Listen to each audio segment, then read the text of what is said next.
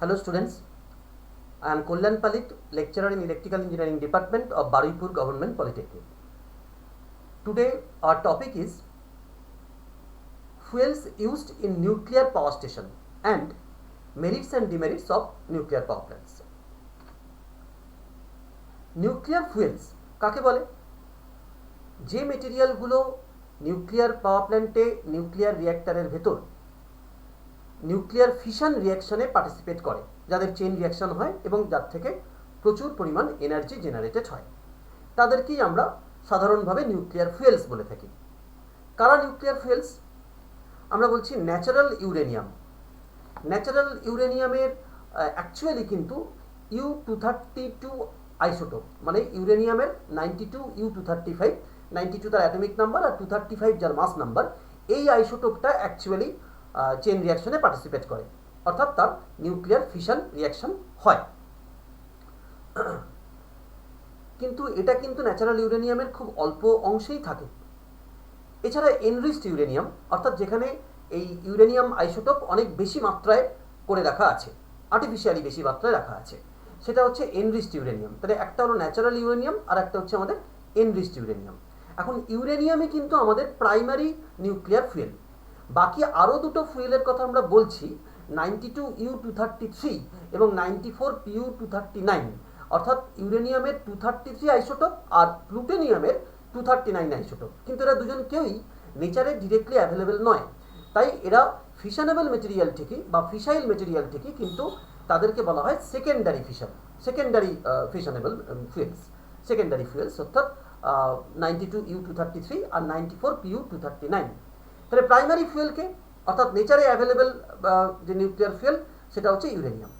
কিন্তু মুশকিল হচ্ছে যে ইউরেনিয়ামের খুব ম্যাক্সিমাম অংশটাই অ্যাকচুয়ালি 99.3% হচ্ছে 92 U-238 আইসোটোপ, খুব সামান্য পরিমাণে U-234 আইসোটোপ, আর বাকি 0.7%, এই 0.7% হচ্ছে অনলি, এইটা হচ্ছে U-235, যেটা কিনা নিউক্লিয়ার রিঅ্যাকশনে পার্টিসিপেট করে, অর্থাৎ যেটা অ্যাকচুয়ালি আমরা যাকে প্রাইমারি নিউক্লিয়ার ফুয়েল বলছি।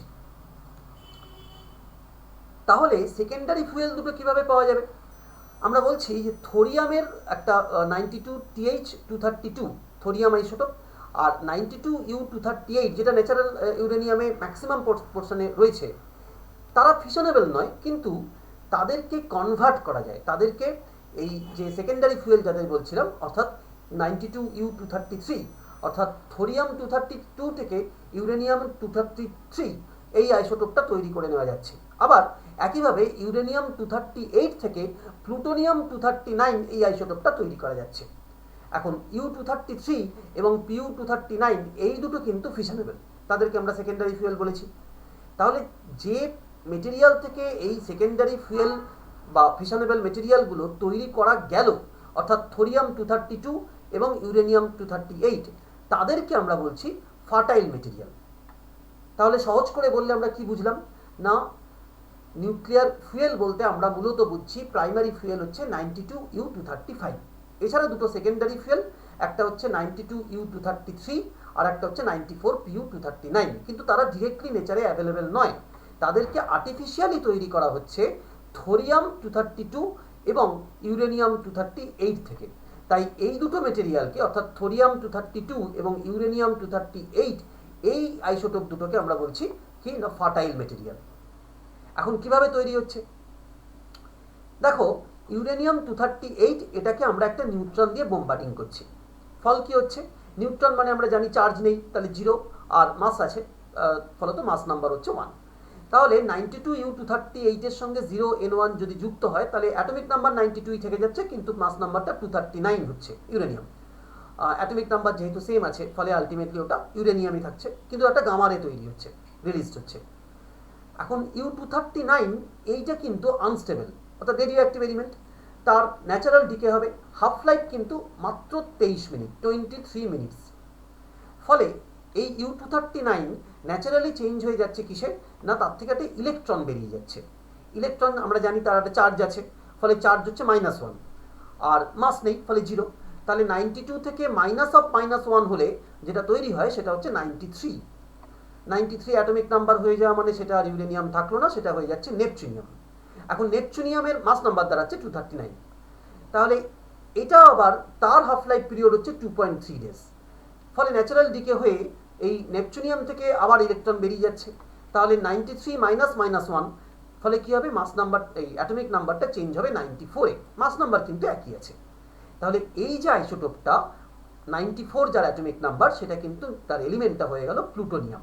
তাহলে এই 94Pu239 সে কিন্তু ফিশনে পার্টিসিপেট করে। So this is fissile material. তাহলে এই যে প্রসেসটা চেঞ্জের, তাকে আমরা বলছি কিনা কনভার্সন, এবং যে ধরনের রিঅ্যাক্টরে এই কাজটা হয় তাকে বলা হয় কনভার্সন রিঅ্যাক্টর। আরও একটা নিউক্লিয়ার ফুয়েল যেটাকে আমরা তৈরি করতে পারি আমরা, থোরিয়াম 233, 92Th232, এটা হচ্ছে ফার্টাইল মেটেরিয়াল। তার থেকে আমরা ইউরেনিয়াম 233 এটা তৈরি করব। কিভাবে? ওই একইভাবে নিউট্রন দিয়ে বোম্বার্ডিং হচ্ছে, ফলে 90 সঙ্গে 0 হয়ে 90 থাকছে, থোরিয়ামই থেকে যাচ্ছে, কিন্তু মাস নাম্বারটা চেঞ্জ হয়ে 233 হচ্ছে। সেটার আবার হাফ লাইফ পিরিয়ড হচ্ছে 23.3 মিনিটস, ফলে তার থেকে একটা ইলেকট্রন বেরিয়ে গিয়ে 90টা প্রথমে 91 হয়ে যাচ্ছে প্যালাডিয়াম, সেটা আবার 27.4 ডেজ হচ্ছে তার হাফ লাইফ, ফলে 91 Pa233, তার থেকে -1E0 মানে একটা ইলেকট্রন বেরিয়ে গিয়ে কি হবে, 91 মাইনাস মাইনাস 1 মানে 92, ফলে 92 মানে হচ্ছে যে অ্যাটমিক নাম্বার 92 মানে হচ্ছে কি হয় না ইউরেনিয়াম।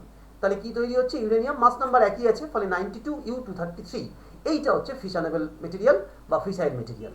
তাহলে যে প্রসেসে এটা তৈরি হচ্ছে থোরিয়াম 232, তার থেকে যে ফিসাইল মেটেরিয়ালটা তৈরি হলো থোরিয়াম, তার মানে এখানে কি না ফার্টাইল মেটেরিয়াল, আর ফিসাইল মেটেরিয়াল হচ্ছে ইউরেনিয়াম 233।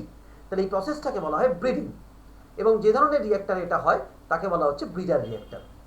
এখন একটা প্রশ্ন মনে আসবে যে একই ধরনের কাজ হলো, তাহলে আগেরটাকে বলা হচ্ছে কনভার্সন, এটাকে বলা হচ্ছে ব্রিডিং, ফারাকটা কি? ডিফারেন্সটা বোঝার জন্য আমাদের প্রথমে একটা রেশিওর কথা পড়তে হবে। আর হোয়াট ইজ আর?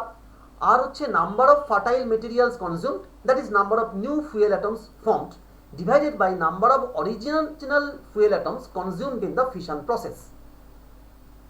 মানে কি? মানে হচ্ছে ফার্টাইল মেটেরিয়াল, ধরা যাক ওপরের রিয়াকশনটাতে, ওপরের যে প্রসেসটা, তাতে থোরিয়াম হচ্ছে আমার ফার্টাইল অ্যাটম, তাহলে যতগুলো ফার্টাইল অ্যাটম কনজিউমড হবে ঠিক ততগুলোই হচ্ছে যে U233 এই যে ফিসাইল অ্যাটমটা সেটা তৈরি হবে। তাহলে এইটা হচ্ছে ওপরে থাকলো মানে নিউমিনেটর। আর ডিনোমিনেটর কাকে বলা হচ্ছে এই ফ্র্যাকশনের? না, number of original fuel atoms consumed in the fission process, অর্থাৎ কতগুলো U233 শেষ পর্যন্ত এই ফিশন প্রসেসে কনজিউমড হচ্ছে। এখন এই যে রেশিওটা, অর্থাৎ ওপরে হচ্ছে যে কতগুলো ফিসাইল অ্যাটম তৈরি হচ্ছে ডিভাইডেড বাই কতগুলো ফিসাইল অ্যাটম ফিশনে টেক পার্ট করছে, তো এই রেশিওটাকে যদি আমরা লেস দ্যান 1 হয় তাহলে প্রসেসটাকে আমরা বলছি কনভার্সন, যদি মোর দ্যান 1 বা ইকুয়াল টু 1 হয় তাকে আমরা বলছি ব্রিডিং। তো দেখা যাচ্ছে যে এই আমরা যেটা ওপরের যে প্রসেসটা, অর্থাৎ থোরিয়াম থেকে যে ইউরেনিয়াম 233 তৈরি হওয়া, এটা হচ্ছে ব্রিডার প্রসেস। আর আগের যেটা আমরা বলেছিলাম, অর্থাৎ প্লুটোনিয়াম যেখানে তৈরি হচ্ছে U238 থেকে, সেইটা হচ্ছে কনভার্সন প্রসেস। ন্যাচারালি ব্রিডার রিঅ্যাক্টরে কিন্তু বেশি পরিমাণ এনার্জি জেনারেট করবে। বিভিন্ন রকমের রিঅ্যাক্টর হয় অ্যাকর্ডিং টু ইউজ, যেমন রিসার্চ পারপাসে ইউজ হয়, পাওয়ার জেনারেশনে তো বটেই, এবং প্রোডাকশন বলতে আসলে এখানে যেটা বোঝানো হচ্ছে সেটা হচ্ছে ফার্টাইল টু ফিসাইল মেটেরিয়াল তৈরি করা যে রিঅ্যাক্টরে হচ্ছে। According to the type of fission, অর্থাৎ স্লো হচ্ছে না ইন্টারমিডিয়েট না ফাস্ট কীরকম, যেমন ফাস্ট ব্রিডার রিঅ্যাক্টর এটা এই মুহূর্তে খুব পপুলার নাম, খুব updated technology. According to fuel used, natural uranium use হতে পারে, এনরিচড ইউরেনিয়াম হতে পারে, প্লুটোনিয়াম হতে পারে, যে যে নিউক্লিয়ার ফুয়েলগুলো আছে। অ্যাকর্ডিং টু মডারেটার ইউজ, আমরা জানি মডারেটার বিভিন্ন রকমের হয়, ordinary water, heavy water, graphite, beryllium, এবং অ্যাকর্ডিং টু কুল্যান্ট ইউজ, কী কী কুল্যান্ট হতে পারে, আমার নর্মালি ওয়াটার হয়, হেভি ওয়াটার হয়, carbon dioxide gas, liquid metal, liquid sodium বা লিকুইড পটাশিয়াম। তো এই সমস্ত কিছু মিলিয়ে আমরা কতগুলো রিঅ্যাক্টর, এমন নয় যে এই কটাই রিঅ্যাক্টর আছে, এই কটাই টাইপ হয়, তাও আমরা কয়েকটা এখানে বলার চেষ্টা করেছি বোঝার সুবিধার্থে। যেমন প্রথম যে টাইপটা তার নাম হচ্ছে AGR বা অ্যাডভান্সড গ্যাস রিঅ্যাক্টর। এখানে যে ফুয়েলটা ইউজ হয় সেটা হচ্ছে ইউরেনিয়াম ডাইঅক্সাইড, কুল্যান্ট হিসাবে ইউজ হয় কার্বন ডাইঅক্সাইড, মডারেটর হচ্ছে গ্রাফাইট। PWR এটা হচ্ছে প্রেশারাইজড ওয়াটার রিঅ্যাক্টর, ফুয়েল হচ্ছে এনরিচড ইউরেনিয়াম অক্সাইড, মডারেটর হচ্ছে প্রেশারাইজড ওয়াটার, কুল্যান্টও তাই। BWR এটা হচ্ছে boiling water reactor, enriched uranium oxide এটাই হচ্ছে ফুয়েল। এখানে কিন্তু মডারেটর এবং কুল্যান্ট দুটোই হচ্ছে অর্ডিনারি ওয়াটার। বোঝাই যায় যে সেটা হিটকে ক্যারি করবে, সুতরাং বয়েলিং কন্ডিশনে থাকে। লিকুইড মেটাল ফুয়েলড রিঅ্যাক্টর, এটা ইউরেনিয়াম ইন সোডিয়াম, এইটা হচ্ছে সেখানে ফুয়েল, আর গ্রাফাইট হচ্ছে মডারেটর এবং লিকুইড সোডিয়াম হচ্ছে কুল্যান্ট। লাস্ট আমি যেটা বলছিলাম একটু আগে, ফাস্ট ব্রিডার রিঅ্যাক্টর, এটা অত্যন্ত আপডেটেড মডার্ন টেকনোলজি, খুব অল্প কয়েকটি দেশের কাছে রয়েছে। এখানে এনরিচড ইউরেনিয়াম ব্যবহৃত হয় surrounded by U-238 and TH-232, অর্থাৎ দুটো ফার্টাইল মেটেরিয়াল দিয়ে কিন্তু সারাউন্ডেড হয়ে আছে, অর্থাৎ সেখান থেকে এখানে ফাস্ট ব্রিডিং হবে এবং ব্রিডিং প্রসেসে সেখানে ফিশাইল মেটেরিয়াল তৈরি হবে। মডারেটর হচ্ছে গ্রাফাইট এবং কুল্যান্ট হচ্ছে লিকুইড সোডিয়াম বা লিকুইড পটাশিয়াম। ডিসপোজাল, এখন ডিসপোজাল কিন্তু it's a big issue in case of nuclear power station, কারণ এখানে যেগুলো আমাকে ডিসপোজ অফ করতে হবে অর্থাৎ ওয়েস্ট মেটেরিয়াল, সেগুলো প্রায় সকলেই radio active material, which is much more dangerous to the human body. So আমাকে কি করতে হবে না, এই গ্যাসিয়াস ওয়েস্ট যদি হয় তাহলে সেটাকে ফিল্টারিং করতে হবে এবং ডিসচার্জ করতে হবে অনেক high altitude of the atmosphere by using chimney naturally. আর লিকুইড ওয়েস্ট যদি হয় তাহলে সেটাকে ফিল্টারিং করতে হবে, তার পিএইচ অ্যাডজাস্ট করতে হবে, ডাইলুট করতে হবে, এসব করে তবে ডিসচার্জ করতে হবে। আর সলিড ওয়েস্ট অনেকগুলো সলিড ওয়েস্ট এখানে থাকে, যেমন ইরাডিয়েটেড ফুয়েল রড, অর্থাৎ ফুয়েল রড এক্সস্ট হয়ে যাওয়ার পরে যেটা পড়ে থাকছে, fuel can, rejected control rod, এগুলো সব কিছুর মধ্যেই কিন্তু শেষ পর্যন্ত রেডিও অ্যাক্টিভিটি আছে। তাই এদেরকে প্রথমত বেশ কিছুদিন অ্যাটলিস্ট 100 ডেজ রেখে দিতে হবে ন্যাচারাল ডিকে করার জন্য, ঠিক আছে? তারপরে তাদেরকে ডিসচার্জ করা হবে, সেটাও কিন্তু এমন একটা জায়গায় যেখানে মানুষজন যাবে না, অর্থাৎ ইনটু ডিপ ট্রেঞ্চ, একটা খুঁড়ে বা সমুদ্রের মাঝখানে নিয়ে গিয়ে, বা ভ্যাকেন্ট মাইন্স, পরিত্যক্ত যে খনি তার তলায়, এরকম জায়গায় যেখানে সেটা সরাসরি নেচার বা এনভায়রনমেন্টকে কোনোভাবে সিরিয়াস ড্যামেজ করতে পারবে না, এরকম জায়গায় সলিড ওয়েস্টটা আমাকে ডিসপোজ করতে হবে।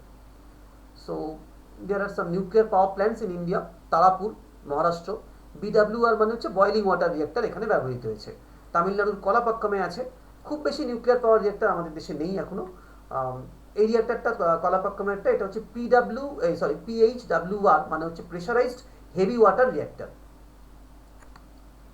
অর্থাৎ মডারেটর বা কুল্যান্ট হিসেবে এখানে হেভি ওয়াটার ইউজ হয়েছে।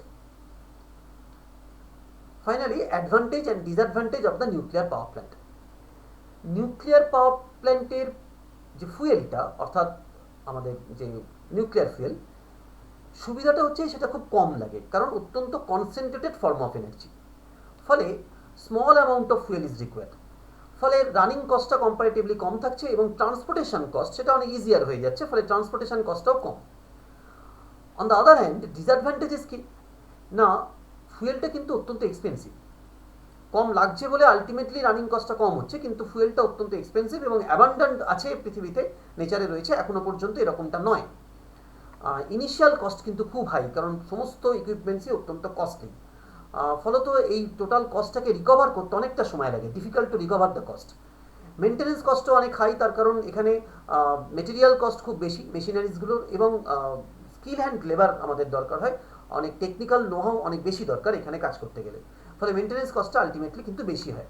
আর সব থেকে একটা বড় প্রবলেম তো আছেই, যে সিরিয়াস ওয়েস্ট ডিসপোজাল প্রবলেম, কারণ ওয়েস্টকে নিয়ে আমাদের ওখানে অনেক বেশি কসাস থাকতে হয়, যাতে করে সেটা, কারণ রেডিও অ্যাক্টিভ মেটেরিয়াল সেগুলো যেখানে সেখানে ফেলা যাবে না কোনো মতেই, ফলত ওয়েস্ট ডিসপোজাল সেখানে একটা বিগ ইস্যু। সো সব মিলিয়ে অ্যাডভান্টেজ এবং ডিসঅ্যাডভান্টেজ দুটোই রয়েছে। অ্যাপ্লিকেশন এরিয়া কি, আমরা প্রথমেই বলে নিতে চাই যে নিউক্লিয়ার পাওয়ার প্ল্যান্ট কিন্তু আসলে base load plant, pick load plant হিসেবে এটাকে ব্যবহার করা খুব একটা হয় না। হ্যাঁ, অর্থাৎ লোড ডিম্যান্ড, আমরা ডিম্যান্ড কার্ভ যদি দেখি তাহলে দেখতে পাবো যে একটা নির্দিষ্ট অ্যামাউন্টের লোড সারাক্ষণই আছে, সেটাকে আমরা বেস লোড বলি। তার উপর যে ভ্যারিয়েশনটা অল্প কিছু হয়, সেখানে যেখানে পিকগুলো ওঠে সেটাকে আমরা বলি পিক লোড। তো নিউক্লিয়ার পাওয়ার প্ল্যান্ট সাধারণত বেস লোড প্ল্যান্ট হিসেবেই ব্যবহৃত হয়, আর it is ideal for bulk power generation, অর্থাৎ একসঙ্গে অনেকটা পাওয়ার জেনারেশনের যদি প্ল্যান করি, ডিজাইন করা হয়, তবেই নিউক্লিয়ার পাওয়ার প্ল্যান্ট কিন্তু খানিকটা ইউজফুল। আর it's not suitable for variant load, মানে খুব বেশি লোড ফ্লাকচুয়েশন এটা কিন্তু হ্যান্ডেল করে উঠতে পারে না, কন্ট্রোল করাটা difficult. So this are the application area. Here are some reference books which have been used to develop this module. Thank you.